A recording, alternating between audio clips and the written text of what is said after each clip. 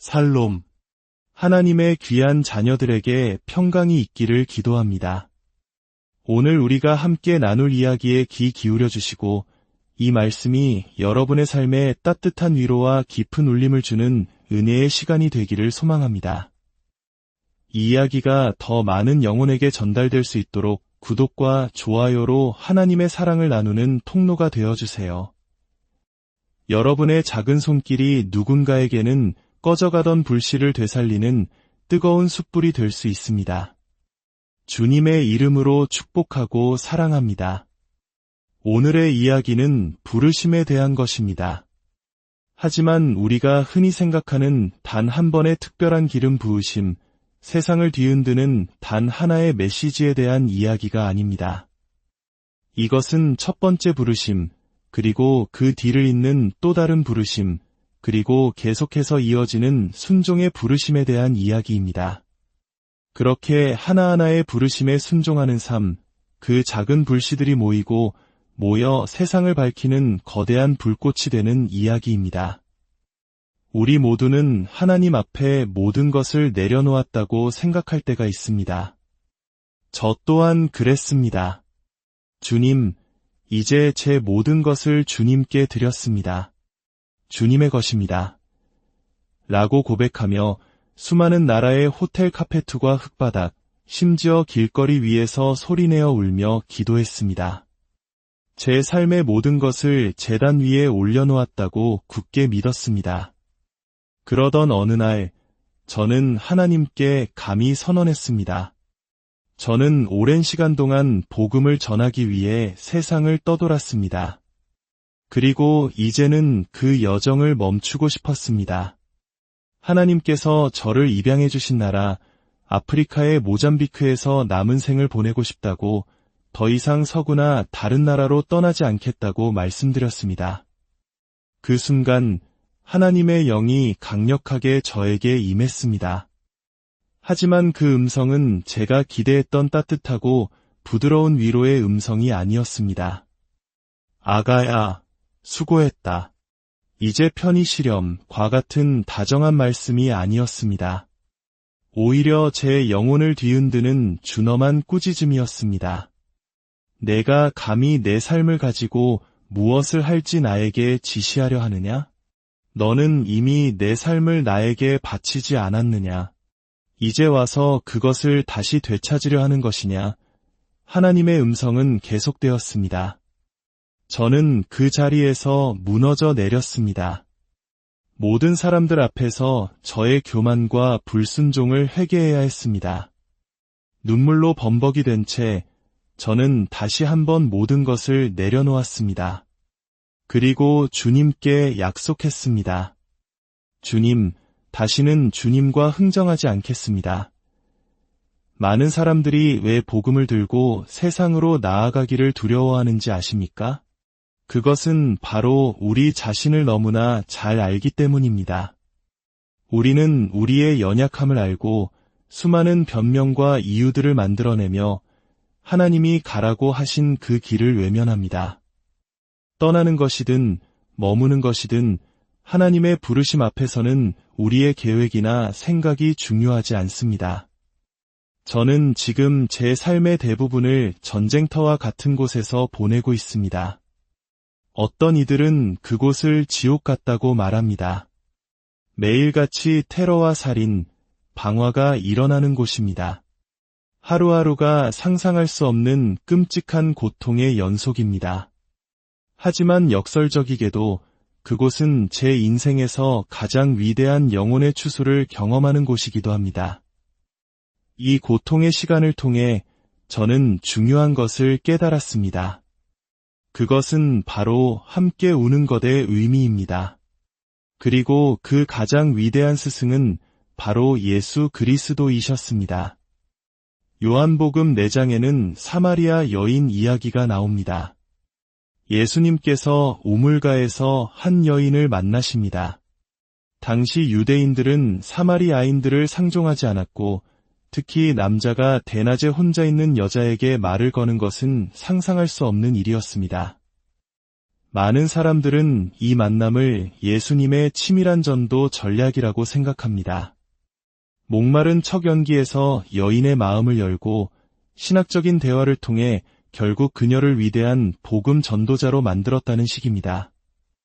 하지만 그것은 이야기의 핵심을 완전히 놓치는 것입니다.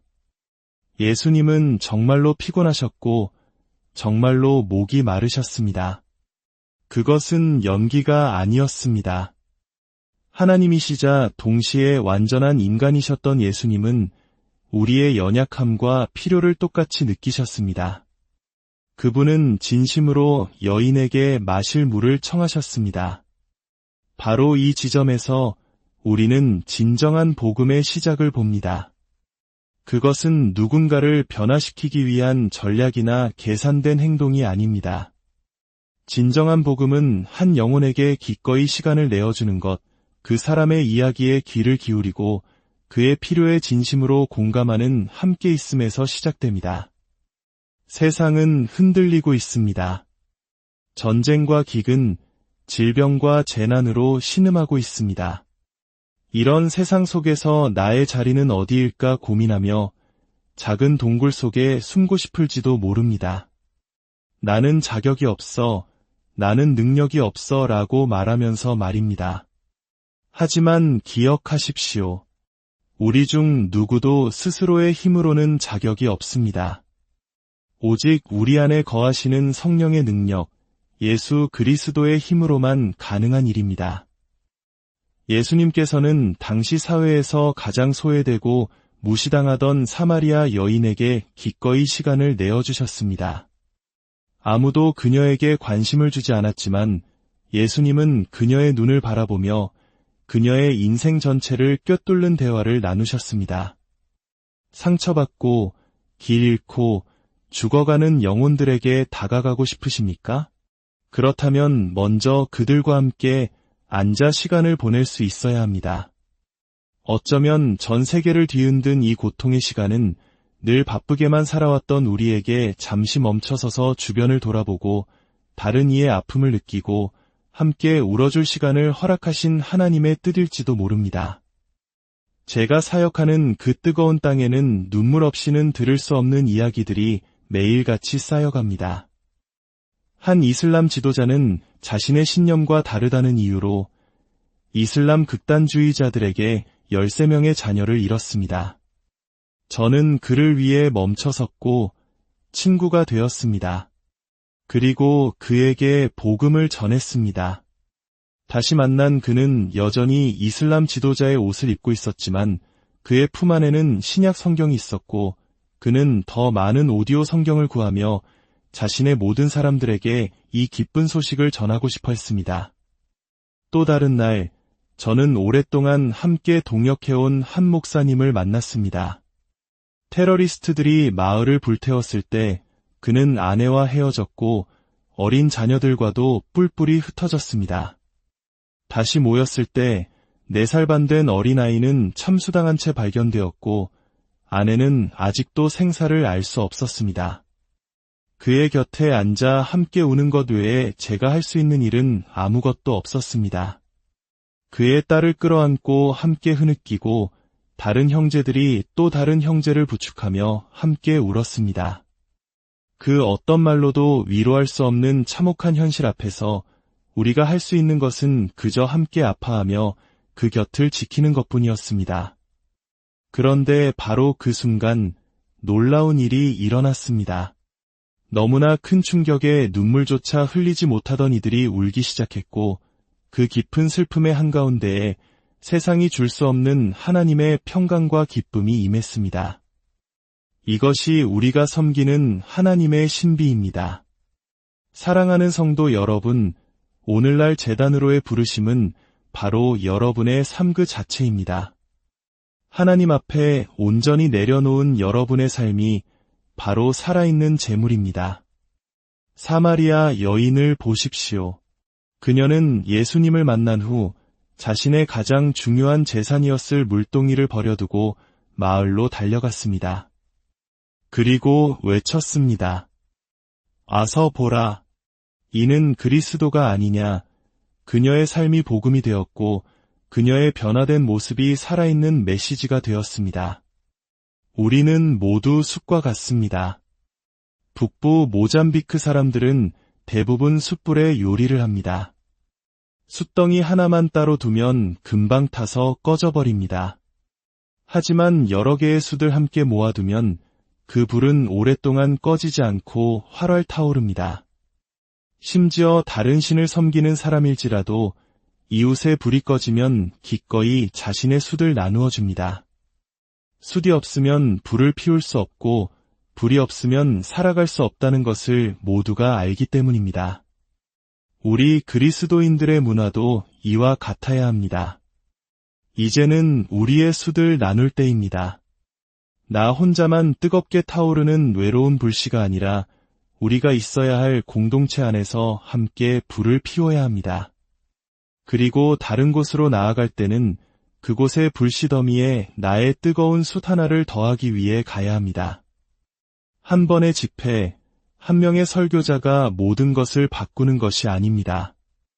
하나의 숯, 그 옆에 또 다른 숯, 그리고 계속해서 더해지는 숯들이 모여 세상을 변화시키는 거대한 불꽃이 되는 것입니다. 예수님께서 바로 그 첫 번째 숯이셨습니다. 가장 뜨거운 대낮에 가장 어두운 영혼에게 다가가 그녀의 마음에 불을 붙이셨습니다. 이제 여러분의 차례입니다. 여러분의 삶의 자리에서 여러분의 이야기 속에서 하나님의 부르심에 예라고 대답하십시오. 여러분의 삶을 통해 다른 이의 마음에 불을 붙이는 뜨거운 숯이 되십시오. 주님께서 여러분 한 사람 한 사람을 통해 놀라운 일을 시작하실 것입니다. 사랑의 하나님, 오늘 우리에게 주신 말씀을 통해 다시 한번 우리의 삶을 돌아보게 하시니 감사합니다. 때로는 주님의 뜻을 거스르고 제 생각대로 살려 했던 교만을 용서하여 주옵소서. 제 삶의 주인이 오직 주님이심을 다시 한번 고백합니다. 우리를 뜨거운 숯으로 부르셨으니 세상의 어둠 속에서 빛을 발하는 하나님의 자녀로 살아가게 하옵소서. 고통받는 이웃과 함께 울고 기꺼이 나의 시간을 내어주며 예수님의 사랑을 실천하게 하옵소서. 우리 각자의 삶이 그리고 우리 교회가 함께 타오르는 거대한 불꽃이 되어 이 땅에 하나님의 나라를 이루어 가게 하옵소서. 이 말씀을 듣는 모든 심령 위에 하늘의 위로와 평강을 더하여 주시고 각자의 삶의 자리에서 주님의 신실한 증인으로 살아갈 힘과 용기를 허락하여 주옵소서.